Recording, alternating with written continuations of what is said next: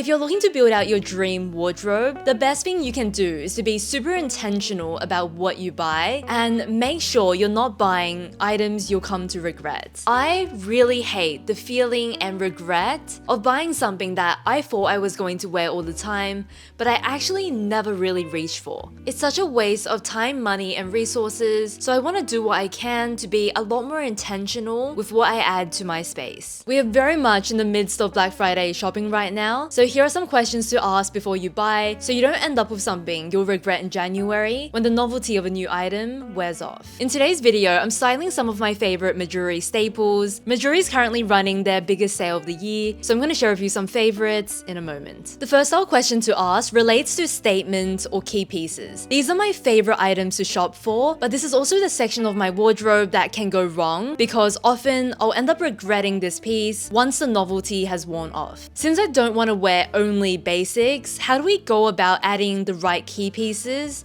to our wardrobe? The first question to ask is how many design elements are there on this item I'm looking at. So for example, with this Sazan jacket, so there's about 3 elements that we're working with. The reason we want to ask this question is that if there are too many key design elements in one item of clothing, it can just make it really hard to wear. I tend to get bored of these pieces as it takes all the attention in an outfit. From here, the question I would ask is, can I split this one key piece into multiple items in my wardrobe? I think that when we can buy a statement piece that only has one key detail, it makes that item super versatile. For example, this plaid jacket, you could wear it with a pinky purple top to recreate the Sazan jacket, but you could also wear it with your more staple pieces to create honestly endless combinations. You can achieve statement looks through your own styling, and then you can also tone each of these pieces down for a more everyday look. This tip is loosely inspired by something I heard on the Tibby style class, where Amy said to buy ingredients, not outfits. And in this way, we're buying a lot of ingredients that we can mix together to create our perfect outfit, but we're not buying the item that is the outfit itself. Another example would be this white knit, and the first thing I would ask myself is actually, can I recreate this in my wardrobe? Because if I had like a graphic t-shirt with a chunky white cardigan, I could almost create this look without buying this piece. And if I don't have it, I wanted something like this, I would look into a graphic t-shirt with a white knit and see it as an alternative because each of these pieces, they can be styled in so many more ways than combining them into this knit. The items that I find a lot more versatile are clothing pieces that only have one key detail.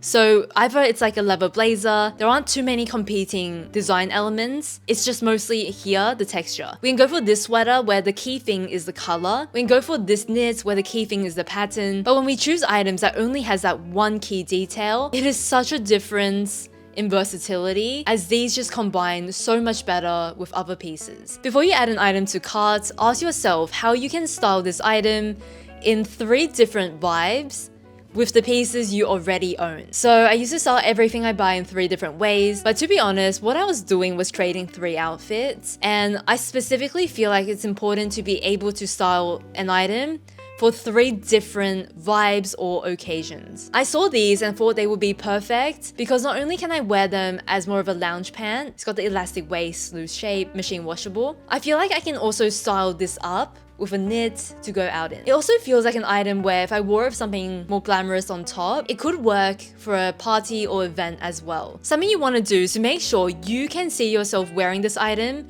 with your current existing wardrobe. So many times I buy a new item and I picture it with other things that I kind of want on my wish list, but I don't think about it in relations to my existing wardrobe. So making sure right now you have the foundations to work with this item will just make it a much better purchase. If your style and aesthetic often changes, a key question to ask yourself is, can you restyle this item as your style evolves? I'm going to talk about jewelry pieces here just because jewelry is one of those items where even if my style did a 360, these pieces would still work for me because they're simple, classic, and I can restyle them depending on how I layer. Mejuri is currently doing their biggest sale of the year. It's 25% off when you spend over $150. And this is a sale that they only run once a year, so won't come around again till next one. So let me share with you some of my favorite pieces pieces, whether you're looking for a gift ID or something special for your own collection. One of the most eye-catching items is the heirloom ring. This piece really takes center stage, and I think this color looks incredible with gold. All of these pieces I'm showing are made from 14K solid gold, so these are pieces that will last. Something that would never really go out of style are Mejuri stacking bands. I've actually gifted these to a friend in previous years. These are the pieces where by themselves they can make something very minimal and dainty, but the way I like to wear this is stacked alongside other rings to kind of complement them. Mejuri is definitely so popular for their very dainty, minimal chain necklaces and bracelets. Especially for bracelets, I've not taken these off in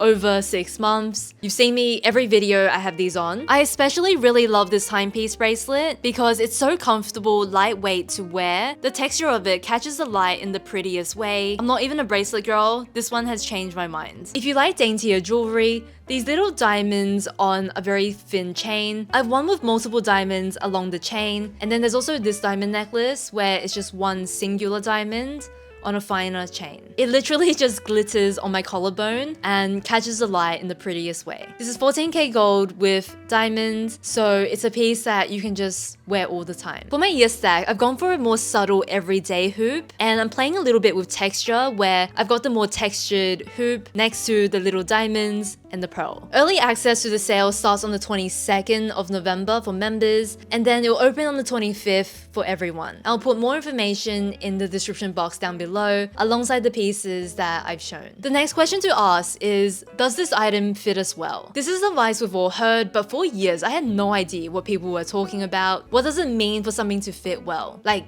technically it fits, but does it fit well? This question really comes down to looking at your wardrobe and looking at the pieces that you feel you're best in. Those are the pieces that often have the ideal fit on us, where it doesn't just, sit on the body, but it fits us the way we like our clothing to look. Despite fit being very much preference and aesthetic driven, there are some key things that I will ask for everything I try on. So firstly, it's to do with length. Does the sleeve length, pant length, hem length suit me well? You can change everything, but some things are very expensive. Pant length, super easy. Sleeve length, if there are buttons in the way, super expensive to get that tailored. Just something to keep in mind. So ideally, I just want my sleeves to fit well when I'm trying it on before I buy. I find that when the sleeve length does not fit me well, and it's a little bit long through the body or something else is not quite right, it tends to look very sloppy. So I care a lot about the sleeve length when I'm trying something on. And then with the body length, I like my jackets long, I like my jackets cropped. I don't like it when it ends at what I consider an unflattering point that I don't want to emphasize. Comes to fit, I always check the shoulder line because this is again a key area where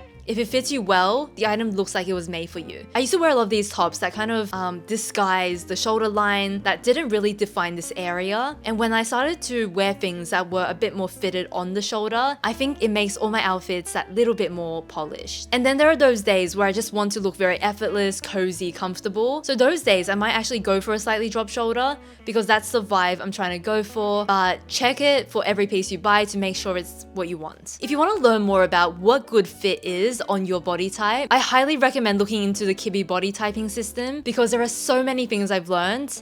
I am like a soft gamine with like maybe possible elements of flamboyant gamine, and the amount of stuff I've learned about what good fitting clothes should look like on me is crazy. One example would be my ideal length of clothing is short. So like things that are slightly more cropped, maybe slightly more boxy, but it shouldn't be too long. So even with pant lengths, yes, a long pant is more elongating, but the pant that feels the most natural on me is actually something a bit shorter. And these are all things you get from your Kibi body typing, and there are so many resources online to help us out if we want to learn more. Before you buy a new item of clothing in a color, make sure you can style it in at least 7 to 8 ways.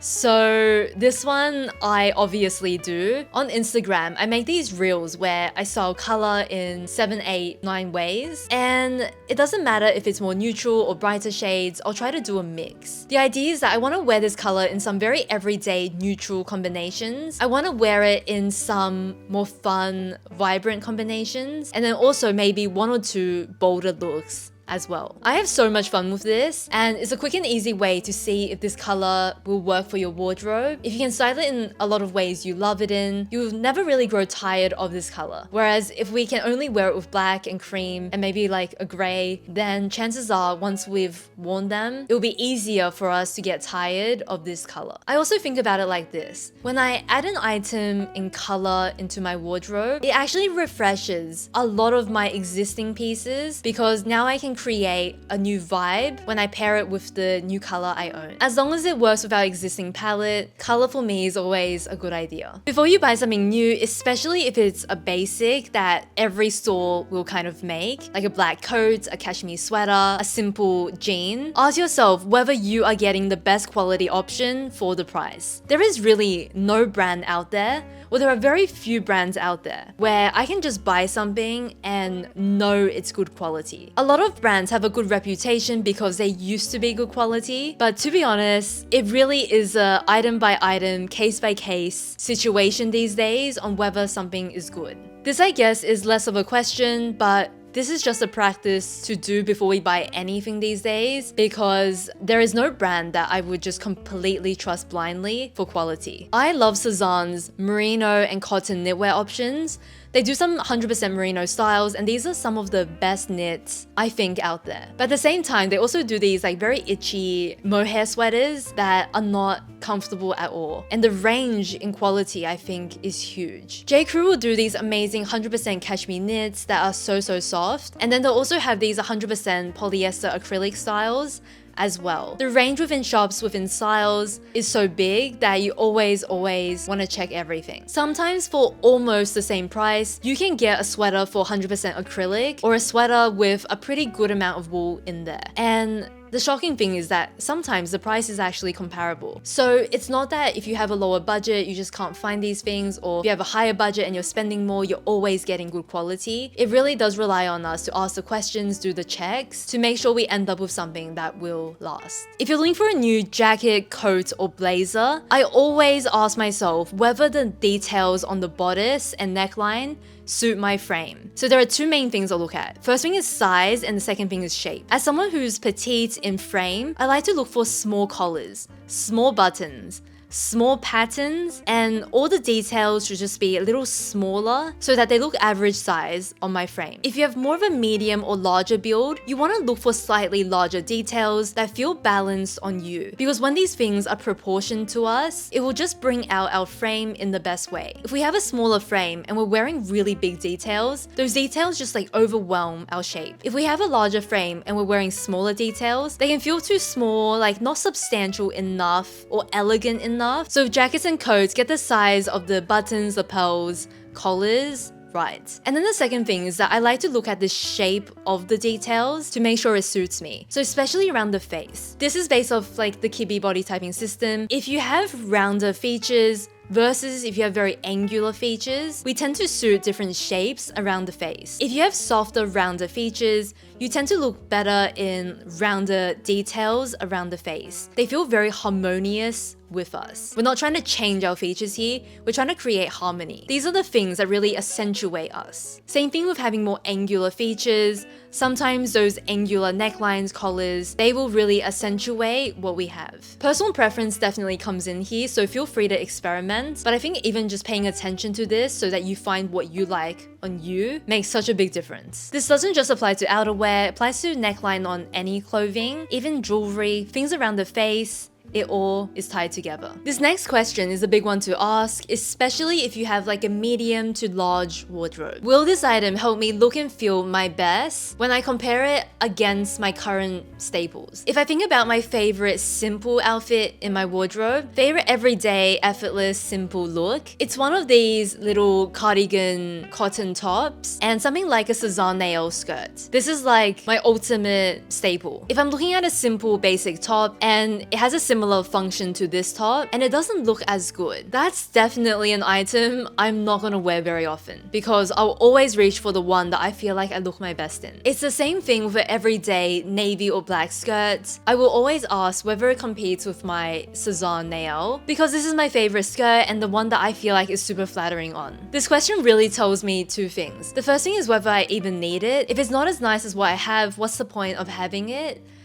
So firstly, it tells me I don't need it. The second thing it tells me is that it's probably quite similar to what I already own, so the function is the same and I don't need it either. During Black Friday, I know a lot of people have an accessory on their wish list. So this can be a bag, this can be a shoe, a belt, a hat, an accessory of some sort. I would ask myself whether this accessory helps take a generic outfit and push that towards my aesthetic and style. Accessories are such a good opportunity to inject our personal style into an outfit because as much as I like to think that from head to toe I will be styled perfectly every day, sometimes it's just like a white t-shirt, a simple skirt, and I'm really relying on my accessory to make me feel amazing in my outfit. Examples you ask? For example, this red bag. I literally just used it today, but this red bag has been incredible from Dragon Diffusion because I'll be wearing the simple white top, navy skirt, something like that. I'll carry this bag and it just adds a little bit of femininity through the color. It adds this effortlessness with this tote bag style, adds a bit of texture through that woven design, and it's all I need to complete a really simple look. So when our accessory is just perfectly aligned with our style, it can do so much for all of our very basic outfits. This cap, by the way, is another really good example, not because it suits my usual style that well, but it captures the sportiness that I sometimes feel inspired by. So when I add this into some outfits, it allows me to like channel a bit of that vibe without going